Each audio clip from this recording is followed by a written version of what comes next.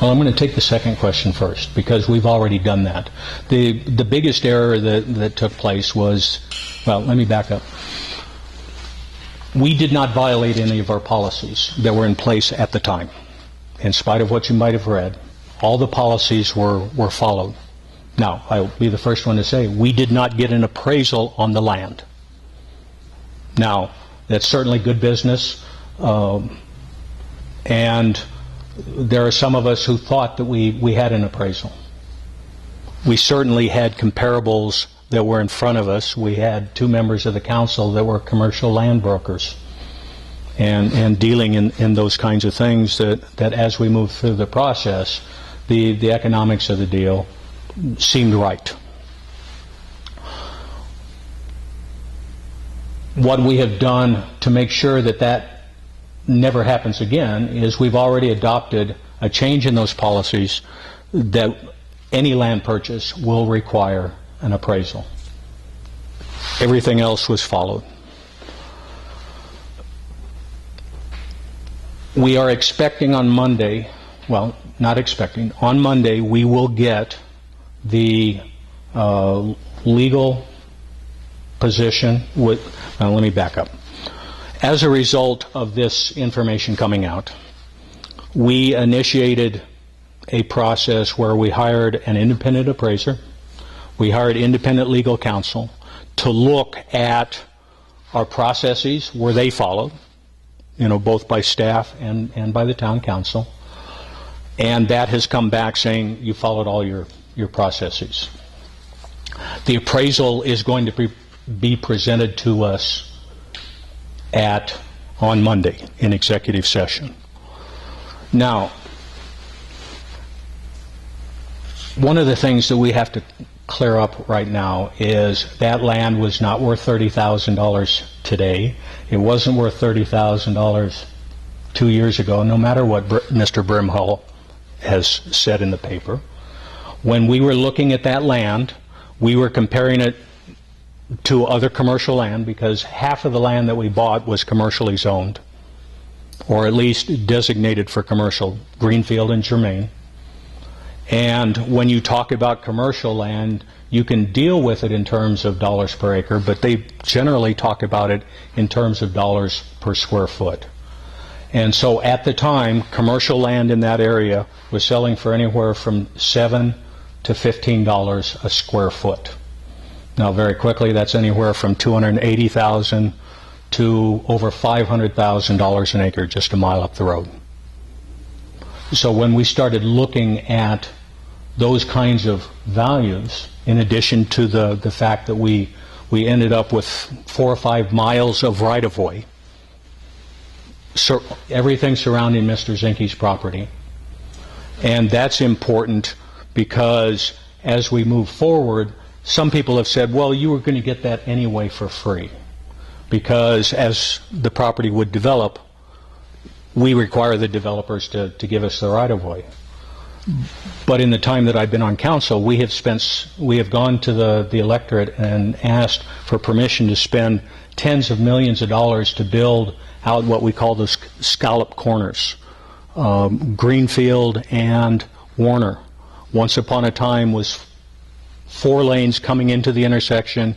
You get to the last 100 yards and it was 1 lane and a stop sign. And so, yes, we could have waited for the commercial development to come to all 4 corners, but that would have taken years and it was an unsafe situation, and we had any number of those. So yes, could we have waited and gotten the land for free? You bet. But anybody that's driven down Higley Road over the last 5 or 6 years knows what those scallops can do. And sometimes the town just has to step in, spend the money, and build roads where we wouldn't normally have to build roads just to make them safe and to be able to move traffic. Same way with the Zinke properties. With this deal, we were able to acquire all the right-of-way around all of his property so that we never have to worry about that again. It's done. We acquired 2 parcels of land for future parks.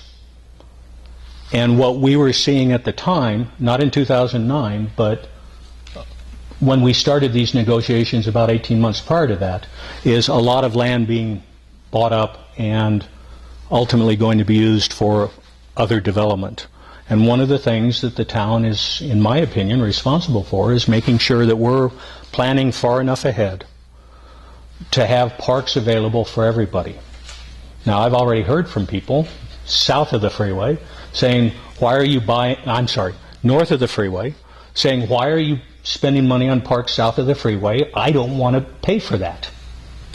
My answer is that the people south of the freeway with their property taxes and their sales taxes are paying for the improvements in the parks on the north side.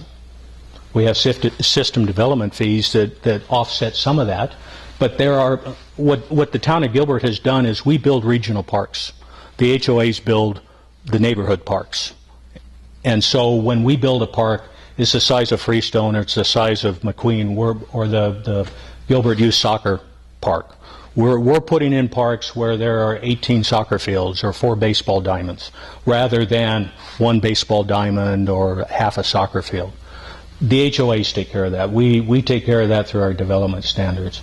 So we have to look at large parcels. That's why we bought this land. Now, rebuilding trust. Hopefully this campaign, this election cycle, will be able to get out the real information, and to be able to, so we can say, yeah, we overpaid for the land. I'm not going to deny that, but we certainly did not overpay as it has been portrayed in the newspapers. We will finally have the certified appraisal that will allow us to discuss that, to be able to talk intelligently with a report by somebody who is an expert. I call it forensic appraisals, going back and saying, okay, this is what the market was 2 or 3 years ago, not what it is today. I'm dealing with a neighborhood where a home builder has bought the last 51 of the 91 lots. They are planning on putting $750,000 homes on these lots. Sounds pretty good, right? Except the first 40 people that bought in there paid $500,000 to $750,000 for their land. They spent $2.5 million for their homes. So they're a little unhappy that $750,000 homes are going to go into their neighborhood. I can't blame them, but their homes today are worth 50% less or 60% less than what they paid for these things. The town got caught in the same situation. We bought at the wrong time with 20/20 hindsight.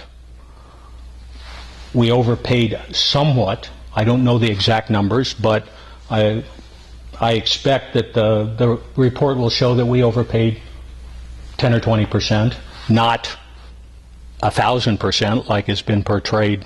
Where we should have paid $30,000 an acre, we paid $300,000. Well, that $300,000 covers all the commercial zoning, it covers the rights of way, it covers the buildings and the improvements that we would have to buy out when we bought the right of way anyway. I mean, there's a lot more to this than has been described. So it's like any healing process, it's going to take time. The only thing that we can do is put the information out there, have conversations like this, continue to talk to people and show them that this is just part of the long-range plan of the town, that we need to acquire property for parks. We acquired it at the wrong time.